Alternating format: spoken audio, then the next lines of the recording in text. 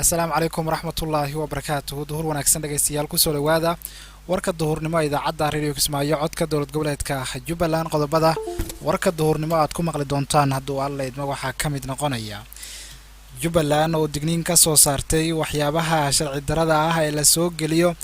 madaxweynaha galmudug oo dib ugu laabtay magaalada Muqdisho kadib safar shaqo oo markaasi ku joogay dalka Turkiga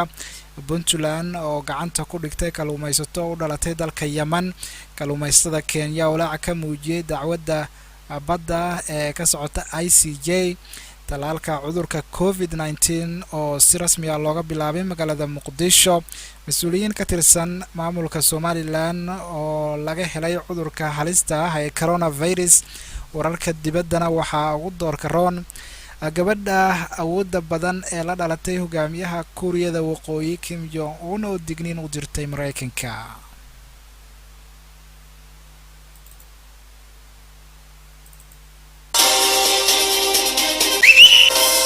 وكما warwaageedii maxaa u dambeeyay siyaasadda dalka xaqiiq miyaa rabtaa mise been xaqiiq ayaan raadinayaa haddaba radio Kismaayo ka dhagayso warar sugan oo xaqiiqda ku salaysan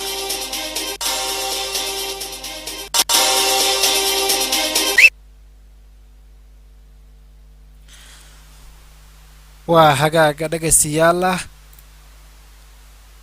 markale isku soo noqod wanaagsan ayaan hawada idinka leenahay waa duhurnimo talaada taariikhdu waxay ku aadan tahay dhagaystayaal 16 bisha saddexaad ee Maaj sanada 2021 intaasi aad maqasheen waxay ahaayeen qodobadii ugu door corona warkayga duhurnimo haatan u diyaar garooba dhagaystayaal dhagaysiga qodobadii aad maqasheen oo intaasi ka faahfaahsan oo halkan uu idinkala socodsiiyo anigoo ah Kamaal Maxamed Axmed Keenan aynu ku bilawnay dowlad goboleedka Jubbaland ayaa digniin ka soo saartay waxyaabaha sharci darrada ah ee la soo geliyo sida warbixinta warkan inoogu faahfaahinayo wariyahayaga Maxamuud Saciid Axmed Fawzi. ciidanka Jubbaland oo digniin adag ka soo saaray dadka ka ganacsanaya waxyaabaha sharci darrada ah ee la soo gelinayo gudaha magaalada Kismaayo sida waxyaabaha maanka dooriye iyo lacagaha faalisada ah ama been abuurka ah. afhayeenka ciidamada booliiska Jubbaland gaashaanle dhexe Jaamac Axmed Xasan ayaa radio Kismaayo u sheegay in ciidamada ammaanka ay dadaal adag kula jiraan kooxo ka ganacsada maandooriyaha sida xashiishada oo uu sheegay in dhibaato badan ay ku hayso bulshada ku dhaqan magaalada Kismaayo. sidoo kale afhayeenka booliiska ayaa sheegay in ay jiraan dhacdooyin kale oo ku cusub magaalada Kismaayo sida in magaalada la soo gelinayo lacago been abuur ah oo shilin Soomaaliya dadna hadda loo soo xirxiray. Jaamac Axmed Xasan ayaa sheegay in hay'adaha garsoorka Jubbaland ay dhammaan u gudbiyeen dadka eedeysanayaasha ah oo lagu hayo eedeymaha maandooriyaha iyo lacagaha been abuurka ah kuwaasi oo sharciga la horgeyn doono. qodobka koowaad waa mukhaabaraad droga weeye waa bahasha loo yaqaano xashiish bahashaasu meelo badan bay ka timaadaa jahooyin badan bay ka soo gashaa dagaal badan baa lagula jiraa dadaal badanna waa siinayaan laamaha amnigu isla mar ahaantaas waxyaabaha keena fisqiga waxyaabaha keena protocol xumada waxyaabaha keena corruptionka iyo amni xumada bay ka mid yihiin hasha marka iyadoo aan xoga badan ka hayno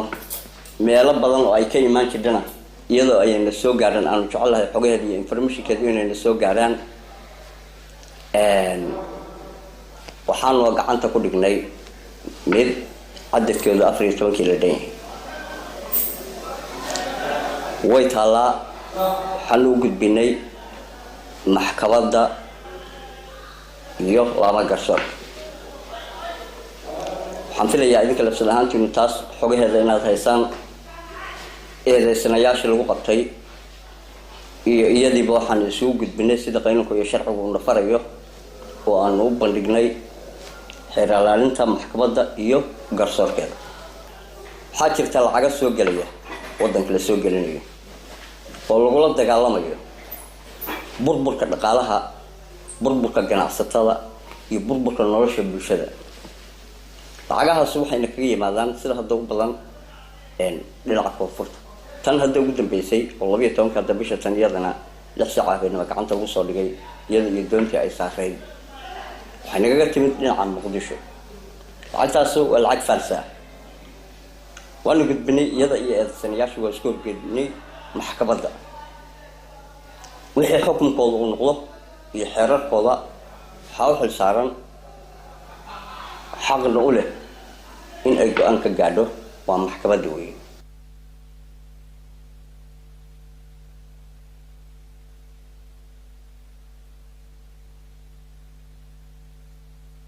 waa hagaag codkaasi aad maqlaysaan dhageystayaal waxa uu dambeeyay warbixintii wariyahayaga maxamuud saciid axmed fawzi dhinaca kale Puntland ayaa gacanta ku dhigtay kalluumaysato u dhalatay dalka Yemen maxamuud cali xasan cadow ayaa inoo faahfaahinaya saacadihii la soo dhaafay ciidanka badda ee dowlad goboleedka Puntland ayaa howlgallo qorsheysan ka sameeyay xeebaha gobolada Bari iyo Sanaag waxaana howlgalkaasi laga helay faahfaahinno dheeraad ah ciidanka Puntland ayaa howlgalkaasi gaar ah ugu sameeyay deegaanada Qaaw Ceelanyo Durduri Raas Gacan iyo Laas Qoray oo dhamaantood ku dadsan xeebaha Bari iyo Sanaag iyagoona ku soo qabtay doomo waday kalluumaysi sharci darro ah qoraal ka soo baxay taliska ciidanka ee dowlad goboleedka Puntland ayaa waxaa lagu sheegay in gacanta ay ku dhigeen 10 doonyo iyo shaqaalihii la socday kuwaas oo ku howlana kalluumaysi sharci darro ah una dhashay dalka Yemen howlgalka waxaa ciidamadu ku soo qabteen 10 doonyood iyo shaqaalahoodii kuwaas oo u dhashay dalka Yemen uguna kalluumaysanayay si sharci darro ah xeebaha Puntland ayaa lagu yiri qoraalka taliska ciidanka Puntland sakasaba ciidamada BMBF ayaa horay dhowr jeer u qabtay doomo iyo shaqaalihii la socday oo u dhashay Yemen iyagoona muddooyinkii ugu dambeeyay howlgallo gadan ah kalluumaysiga sharci darrada ah ka waday xeebaha Bari iyo Sanaag ee maamulka Puntland dhinaca kalena madaxweynaha dowlad goboleedka Galmudug Axmed Cabdi Kaariye Qorqor iyo wafdi uu hogaaminayo ayaa dib ugu soo laabtay dalka isagoo ka degay garoonka diyaaradaha Aadan Cabdulle Cismaan Aadan Cadde ee magaalada Muqdisho waxa warkan inoo sii dheereynaya wariyahayaga Cabdifataax Cali Maxamed Darjir madaxweynaha dowlad goboleedka Galmudug Axmed Cabdi Kaariye Qorqor oo maalmahan safar ugu maqnaa dalka Turkiga ayaa maanta Muqdisho gaaray مسؤولين كترسن دولة فدرالية الصومالية iyo maamulka Galmudug ayaa madaxweyne qorqor waxa ay ku soo dhaweeyeen garoonka diyaaradaha Aadan Cadde ee magaalada Muqdisho madaxweynaha dowlad goboleedka Galmudug Axmed Cabdi Kaariye ayaa imaashiisa Muqdisho waxa uu ku soo aadayaa xilli la filayo in teendhada afisiyoni uu ka dhaco shir u dhaxeeya dowladda federaalka iyo sidoo kale ee maamul goboleedyada dalka maalmihii la soo dhaafay ayaa warar soo baxay waxa ay sheegayeen in madaxweynaha Galmudug iyo kan markaa koonfur galbeed ay shuruud ku xireen shirkii ay markaa qabanqaabisay beesha caalamku ee la filayay in dhawaan lagu qabto teendhada afisiyoni ee magaalada Muqdisho isla markaana ay dalbadeen in shirka lagu qabto madaxtooyada Soomaaliya una markaa iclaamo ama uu markaa shir gudoomiyo madaxweynaha madaxweynaha uu dhamaaday Maxamed Cabdullaahi Farmaajo madaxweynaha Galmudug ayaa la filayaa in uu xarunta madaxtooyada kulan kula qaato madaxda sare ee dowladda isla markaana ay ka arrinsadaan sida loo wajahayo shirka looga hadlayo arrimaha doorashooyinka ee Soomaaliya arrimaha doorashooyinka Soomaaliya ayaa weli waxa ka taagan khilaaf iyadoo aysan jirin heshiis dhexmaray labada dhinac ee maamul goboleedyada ee dowladda federaalkaasi oo ku saleysan doorashada iyo habka u dhacayso beesha caalamka ayaa markan tun ka saaratay in ay markaa shirkan shir gudoomiso oo ay markaa iyadu ay dhinacyada isu soo dhaweeyaan aad buu mahadsan yahay wariyahayaga Cabdifataax Cali Maxamed Darjir oo markaasi inoo akhrinayay qodob wareedkaasi markana kalluumaysatada Kenya ayaa walaac ka muujiyay dacwadda badda ee markaasi ka socota maxkamadda ICJ ee fadhigeedu yahay magaalada The Hague ee dalka Netherland sida warbixinta warkan inagu faahfaahinayso Amal Cawil Maxamuud dacwadda badda ee Kenya iyo Soomaaliya oo salka ku haya dhul shidaal iyo gaas uu ku badan yahay oo ku yaala badweynta Hindiya ayay ka baqteen qabaan kalluumaysatada Kenya inuu dhaliyo isku dhac weysan taa oo dhibaato weyn ku ah kalluumaysatada dalka Kenya. Boqolaal kun oo Kenyaan ah oo kalluumaysatada ka mid ah ayaa shaaca ka qaaday in haddii aan xal waara laga gaarin dacwadda badda ee Soomaaliya iyo Kenya in ay kala shaki soo dhexgelin doonto Kenyaanka kalluumaysatada ah iyo bulshada Soomaalida ee ku nool wadankaasi. Adam Lali oo kalluumaysatada reer Kenya ah ayaa u sheegay warbaahinta in ay ka walwalsan yihiin haddii aan arrimaha xuduudaha si wanaagsan loo xalin waxay nagu keeni doontaa ayuu yiri dhibaatooyin. Tani waxay meesha ka saari doontaa ayuu yiri goobihii aan ka kalluumaysan lahayn, waxayna sidoo kale xiisad ka dhex abuuri doontaa innaga iyo bulshada Soomaaliyeed ayuu yiri Adam Lali. Kalluumaysatadan ayaa markii labaad waxa ay la hadleen warbaahinta kuwaasi oo ka walaacsan kiiska badda oo ay dowladda Kenya isaga baaqsatay, waxaana kol hore ay sheegeen in ay dibadbaxyo dhigi doonaan oo ay ku muujinayaan in ay dowladooda aysan ka qayb galin dooda badda ee kala dhaxaysa Soomaaliya ee maxkamadda ICJ. Amaal Cawil Maxamuud aad u mahadsan tahay. dhinaca kale magaalada Muqdisho ayaa markaasi maanta oo talaada waxaa si rasmi ah looga bilaabay talaalka looga hortagayo cudurka halista ah ee COVID-19 oo shalay markaasi soo gaaray caasimadda dalka kana yimid dalka Kenya. munaasabada lagu daahfurayay tijaabada talaalka ayaa waxaa ka qayb gashay wasiirka wasaaradda caafimaadka xukuumadda xilgaarsiinta Marufoosi Abikar Nuur, mas'uuliyiin kala duwan oo ka tirsan dowladda federaalka, bahda caafimaadka iyo dadweyne badan. wasiirka wasaaradda caafimaadka xukuumadda xilgaarsiinta Dr. Marufoosi Abikar Nuur ayaa lagu bilaabay talaalka la keenay Soomaaliya gaar ahaan Muqdisho oo lagu dhuftay cirbadii ugu horeysay iyo xubno kale oo ka tirsan waaxda caafimaadka ee maamulka gobolka Banaadir. intaasi kadib madaxweynaha muddaxileedkiisa uu dhamaaday ee Soomaaliya Maxamed Cabdullaahi Farmaajo ayaa isna noqday markaasi qofkii labaad ee markaasi qaata talaalka cudurka COVID-19. dowladda ayaa sheegtay inay heshay qaybtii koowaad ee talaalka COVID-19 oo noociisu yahay AstraZeneca, isla markaana loogu talagalay inay qaataan ilaa iyo 300,000 oo qof. shaqaalaha caafimaadka ee safka hore ugu jira la dagaalanka xanuunka ugu horeeyaan. wasaaradda caafimaadka xukuumadda xilgaarsiinta ayaa u mahad celisay guud ahaan cid walba oo gacan ka geysatay keenista talaalka COVID-19 ee Soomaaliya, isagoona si gaara uga mahad celiyay jimciyadda qurumaha ka dhaxaysa ee qaramada midoobay.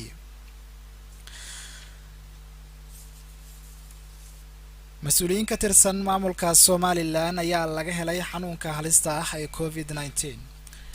Raaxa Maxamed Cabdi ayaa inoo faahfaahinaysa. mas-uuliyiin ka tirsan maamulka Somaliland ayaa waxaa lagu soo waramayaa in laga helay cudurka halista ah ee COVID-19 kadib baaritaano kala duwan oo lagu sameeyay laguna ogaaday in ay qabaan cudurka. taliyaha qaybta asluubta gobolka Togdheer Gaashaanle Sare Jaamac Badi, gudoomiyaha komishinka gobolkaas Farxaan Somaliland, maareeyihii hore degmada Burco Xildhibaan Dhegaloob ayaa dhammaantood laga helay xanuunka COVID-19. mas-uuliyiintan ayaa saaka lagu sameeyay baaritaano iyadoo la geeyay xaaladda karantiilka ah si aysan u faafin cudurka, waxaana taliyaha qaybta asluubta gobolka Togdheer Gaashaanle Sare Jaamac Badi oo la hadlay uu sheegay in uu xanuunka isku arkay xalay ayay ahayd markii madaxweyne ku-xigeenka Somaliland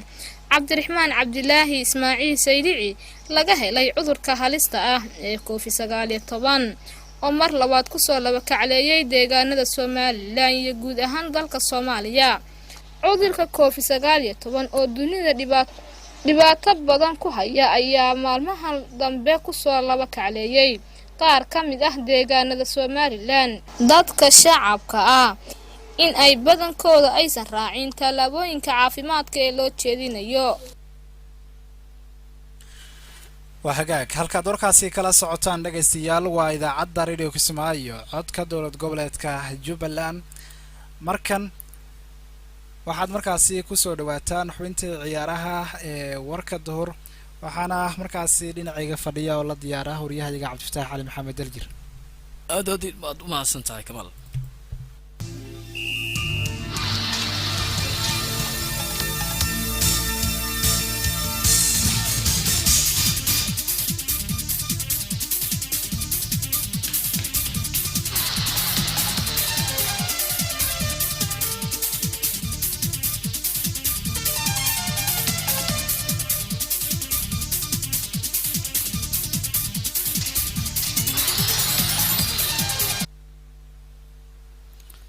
kusoo saaxiib xubinta ciyaaraha qaybta ka warka duhur ee Radio Kismaayo aan ku bilaabay diga qadka dhexe ee kooxda United-ka Donny van de Beek ayaa lagu soo waramayaa inuu doonayo inuu ka tago kooxda Shaadin Xumar waa United kadib markii uu si dhib badan ku bilowday noloshiisa horyaalka Ingiriiska Premier League adigii hore ee kooxda Ajax ayaa ku dhibaatoonaya in uu kulamo u ciyaaro United-ka xilli ciyaareedkan isagoo aan kulamo badan u ciyaarin kooxda Van de Beek ayaa United-ka yimid isagoo qaab ciyaareed cajiib ah ku soo bandhigay Ajax laakiin waxa uu ilaa haatan ku dhibaatoonaya in uu kulamo u ciyaaro kooxdiisa cusub wargeyska Daily Star ayaa sheegaya in Van de Beek doonayo inuu isaga tago kooxda United-ka xagaga dhamaadka xilli ciyaareedkan si uu ugu biiro koox uu u ciyaari karayo markaa safaysa xidiga ayaa doonaya in uu wada hadallo la qaato agaasimo ku-xigeenka kooxda United-ka ninka lagu magacaabo Ed Woodward si uu uga codsado in uu isaga tago kooxda United-ka ugu dambeyntiina saaxiibayaal Premier League ayaa qaaday tallaabo ka yaabisay taageerayaasha Premier League kadib markii ay Liverpool ka markaa bedeleen garoonka Anfield kooxda Liverpool ayaa si weyn ugu dhibaatootay garoonkeeda Premier League kulamadii ugu dambeeyay iyaga oo la kulmay 6 gool darro oo xiriir ah kulamadii ugu dambeeyay Burnley Brighton kooxda Manchester City Everton Chelsea iyo Fulham ayaa dhamaantood Liverpool kaga adkaaday garoonkooda Anfield oo ay markaa in muddo aan looga adkaanin waxaana dabcan taageerayaashu ay dhihi jireen you will never walk alone oo ay ka dhigan tahay in garoonkooda aan looga adkaan karin laakiin arrimahaasi hadda waa ay soo dhamaadeen dhanka kale Champions League Liverpool ayaa garoonka lagu magacaabo Puskas Arena ku ciyaartay kulankii ugu dambeeyay ee tartanka iyadoo oo loo xisaabinayay garoonkooda kadib guushii ay Leeds ku gaadhay Puskas Arena Premier League ayaa Liverpool ka bedelay garoonkooda Anfield una bedelay garoonka lagu magacaabo Puskas Arena boga Premier League oo uu ku leeyahay baraha bulshada ama internetka ayaa ah mid dhammaan soo bandhigaya xogta kooxaha Premier League kana mid yahay in uu markaa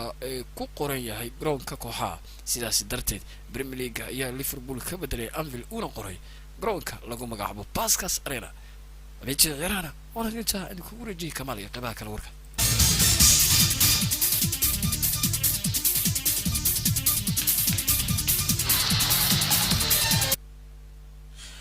وهاجاج markan wararka dibadda